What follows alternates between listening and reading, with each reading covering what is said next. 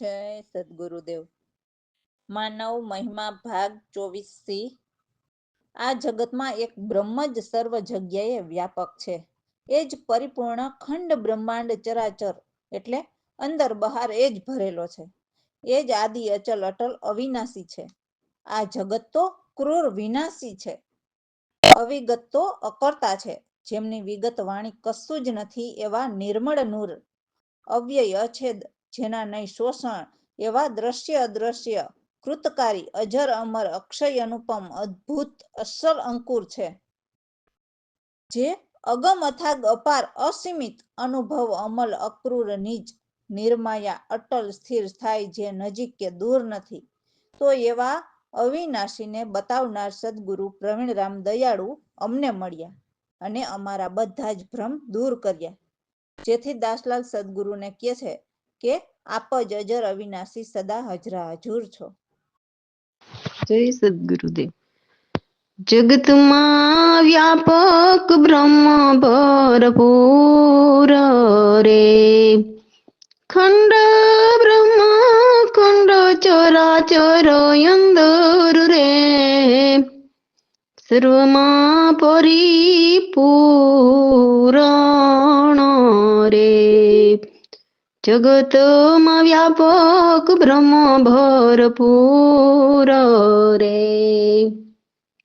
આદિ રે અચલો અટલ અવિનાશી રે, જગત વિનાશી પરે રે, જગતમાં વ્યાપક બ્રહ્મ ભરપૂર રે, અવિગત અકર્તા વિગત નહીં વાણી રે, નિર્મળ નિચલ નુરારે, જગતમાં વ્યાપક બ્રહ્મ ભરપૂર રે, અવ્યવય છેદ નહીં શોષણ, અદ્રશ્ય અકૃત કૃતકારી રે, જગતમાં વ્યાપક બ્રહ્મ ભરપૂર રે, અજર અમર અક્ષય અનુપમ રે, અદ્ભુત અચલ અંકુર રે, જગતમાં વ્યાપક બ્રહ્મ ભરપૂર રે, અગમય ગાત રે અપાર રે, અસ્મિત અનુભવ અમલ અકુર રે, જગતમાં બ્રહ્મ વ્યાપક ભરપૂર રે, નિજ રે નિર્માયા અટલ સ્થિર સ્થાયી રે, નિજ રે નિર્માયા અટલ સ્થિર સ્થાયી રે, નહીં નિકટ નહીં દૂર રે, જગતમાં વ્યાપક બ્રહ્મ ભરપૂર રે. પ્રવીણરામ ગુરુ મળ્યા દયાળુ રે, કર્યા બ્રહ્મ સર્વે દૂર રે, જગતમાં વ્યાપક બ્રહ્મ ભરપૂર રે, દાસલાલ કહે આપ અવિનાશી રે, સદાય હજરા હજુર રે, જગતમાં વ્યાપક બ્રહ્મ સ્વરૂપ રે, જગતમાં વ્યાપક બ્રહ્મ સ્વરૂપ રે. રામ ભરોસે. તો આ રચના છે તે એક રામની જ છે, જે બહુ જોરદાર છે, જેમનું વર્ણન કરી કરીને હર કોઈ હારી ગયા પણ એનો પાર આવ્યો નહીં.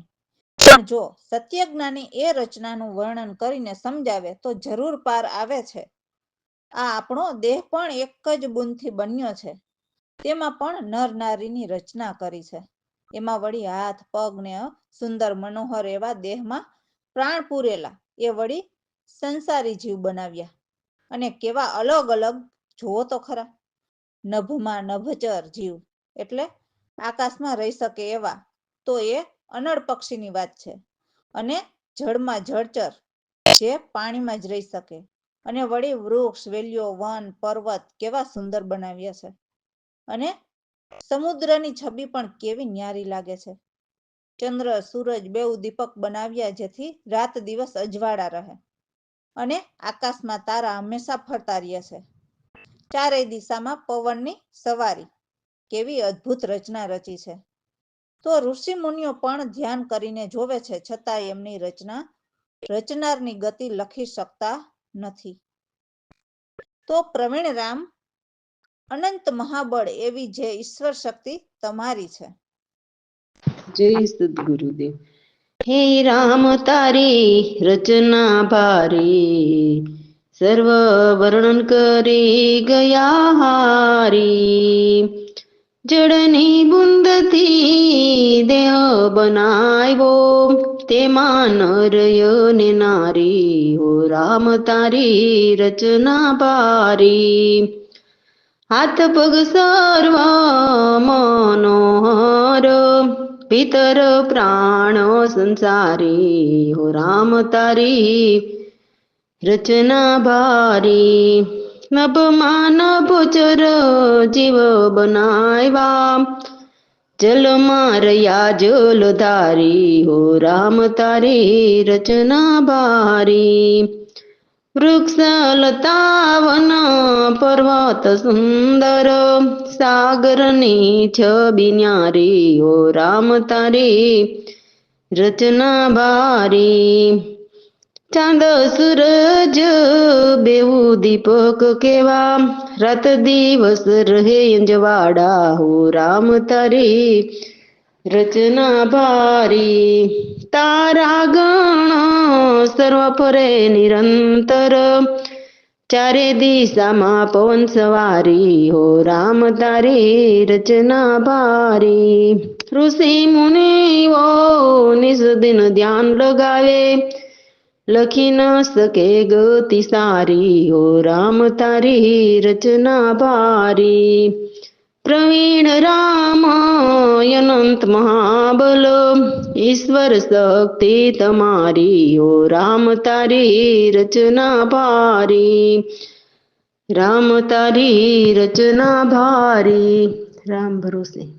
હે મુમુક્ષુ જીવ, તમે સંતોની વાણીના શબ્દો સમજો તો સંતો અચલ મંદિર ચાલતા એટલે સાક્ષાત મૂર્તને નિરખીને એમનું ભજન કરતા હોય છે. આ દેહ તો સાક્ષાત મૂર્તને નિરખીને ભજન કરવા માટે બનાવેલ છે.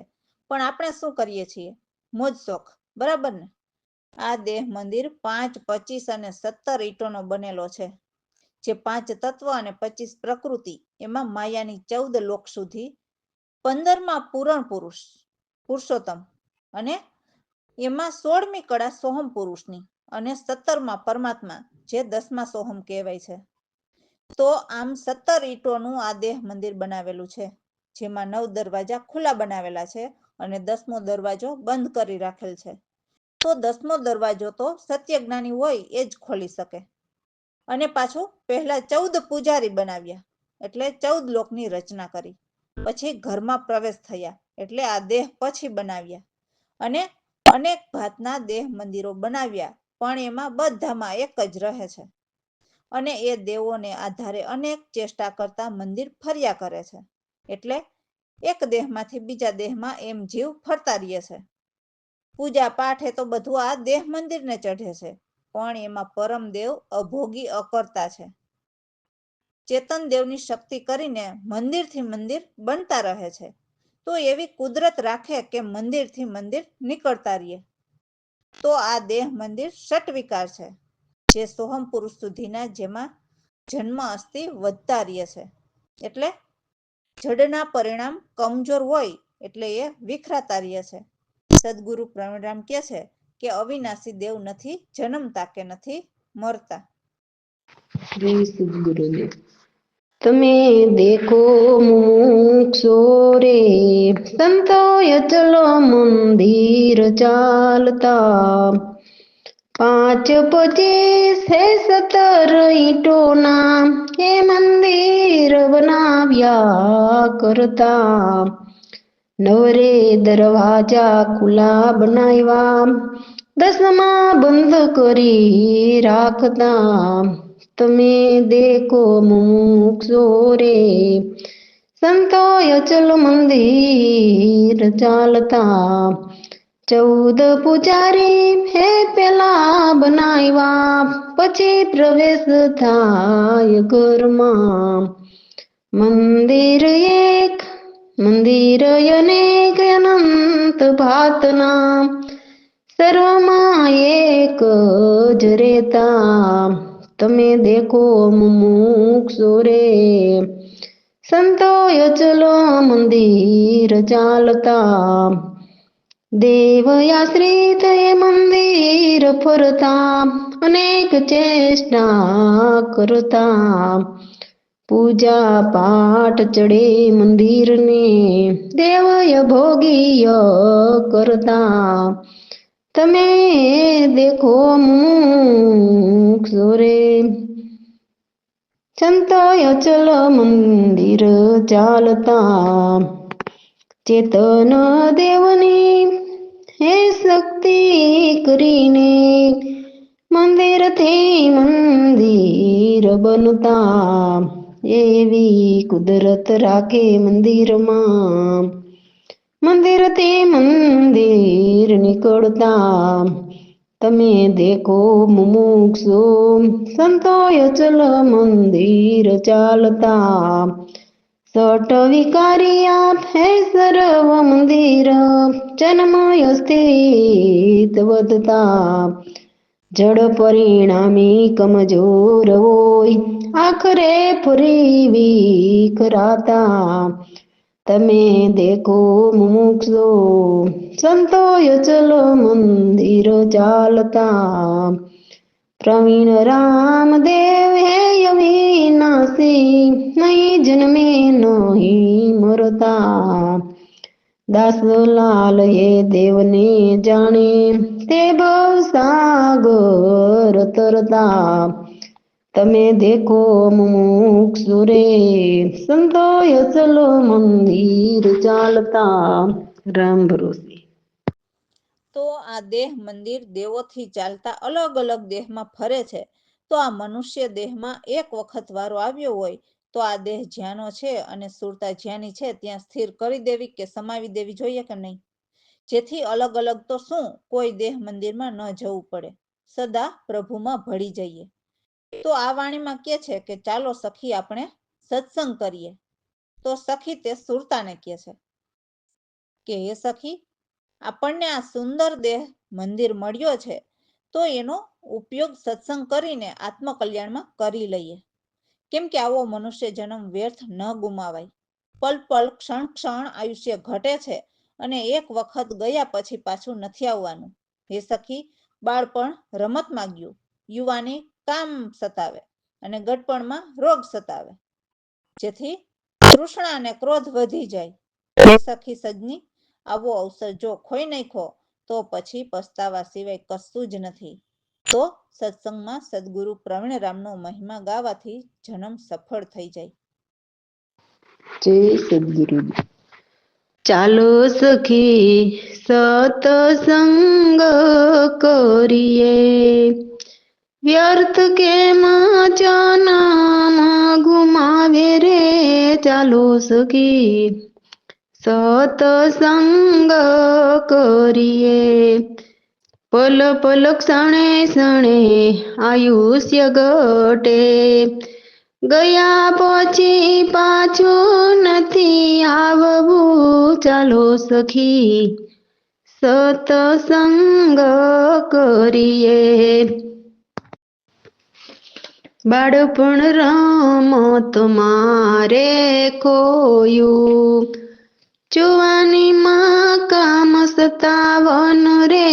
ચાલો સખી સતસંગમાં જઈએ, બુઢાપામાં ઘણા રોગ સતાવે, તૃષ્ણા ક્રોધ વધી જાય રે. ચાલ સખી સતસંગ કરીએ, આવો જન્મ ખોયા કર્યો સજની, આવો જન્મ ખોયા કર્યો સજની. ફરી પછી પછતાય રે. ચાલો સખી સતસંગ કરીએ, ચાલો સખી સતસંગ કરીએ. પ્રવીણ રામનો મહિમા ગવાથી, જન્મ સફળ થયો જાય રે. ચાલો સખી સતસંગ કરીએ, ચાલો સખી સતસંગ કરીએ. રામ ભરોસે. તો કોને ગુરુ શબ્દના બાણ લાગ્યા હોય? તો જેમના મન મરી ગયા હોય એમને સદગુરુના શબ્દના બાણ લાગ્યા હોય. તો આ વાણીમાં કહે છે કે હે ફકીર, તને લાગ્યા નહીં શબ્દના બાણ. કેમ કે જેમણે ગુરુ ગમના શબ્દના બાણ લાગ્યા હોય તે તો મનને મારી નાખે. એટલે મનનું કહ્યું ન માને, એ દિલથી વિચારે. કેમ કે મન એવું કરાવે કે ભાઈ આઠે પહોર દુનિયાને લૂંટે અને આ શરીર સુખ ભોગવે, અને આઠે પહોર માયામાં પંચ પીર થઈને બેઠો હોય છે. આ તો દેખાવ કરવા ઉપરના વસ્ત્રો રંગ્યા, પણ એવા બોલીના વાચાળની વાત સંત વિરહની. એટલે સંત ગુરુના સંગ વિના પોતાના મતાંતરની વાત હોય છે. એક ઘર છોડીને બીજા અનેક ઘર પકડ્યા, એટલે એક પરમાત્માના ઘરને છોડીને બીજા અનેક ઘર પકડ્યા, પણ મન બુદ્ધિ સદગુરુ ચરણે ન ધરી. ભીતર કરમના કીટા ભરેલા હોય અને બહાર ફકીર બનીને ફરતા હોય છે. એવા અત્યારના ફકીરો જૂઠા છે. તો શું કરશો હાજીર? એટલે શું પામી શકશો? અમને તો સદગુરુ પ્રવીણરામ મસ્ત ફકીર યોગી મળ્યા, જે વિઘટ ખેલ ખેલે એવા સંતપુરા, જેમના ચરણે દાસલાલ રહે છે. રામ ભરોસે. જય સદગુરુદેવ. ફકીરતને લાગ્યા નહીં શબ્દના બાણ રે, ફકીરતને લાગ્યા નહીં શબ્દના બાણ. જેને બાણ લાગ્યા ગુરુ ગમના, તે મન મારી નાખે રે મનવા. ફકીરતને લાગ્યા નહીં શબ્દના બાણ. આઠે પહોર દુનિયાને લૂટે, સર્વે સુખ ભોગવે શરીર.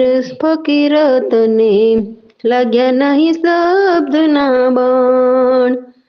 આઠે પોર માયામાં સખા, બની બેઠો પંચ પીર. ફકીરતને લાગ્યા નહીં શબ્દના બાણ. વસ્ત્ર રંગિયા મન ન રંગ્યા, વાત વાચાડ સંત વિરહની. ફકીરતને લાગ્યા નહીં શબ્દના બાણ. એક ઘર ત્યાગી બહુત ઘર પકડિયા, મન બુદ્ધિ નહીં ધરી. ફકીરતને લાગ્યા નહીં શબ્દના બાણ. ભીતર ભર્યા કરમના કીટા, બહાર બન્યા ફકીર. ફકીરતને લાગ્યા નહીં શબ્દના બાણ. એ તો હાલ ફકીરી જૂઠા, શું કરશો હાજી રે. ફકીરતને લાગ્યા નહીં શબ્દોના બાણ. પ્રવીણ રામ મળ્યા ગુરુ પૂરા, યોગી મસ્ત ફકીર. ફકીરતને લાગ્યા નહીં શબ્દના બાણ. વિઘટ ખેલ ખેલે સંત પુરા, દાસલાલ રાય ચરણોમાં પૂરા ભગીરથને લાગ્યા નહીં શબ્દના બાણ. ફકીરતને લાગ્યા નહીં શબ્દના બાણ. રામ ભરોસે.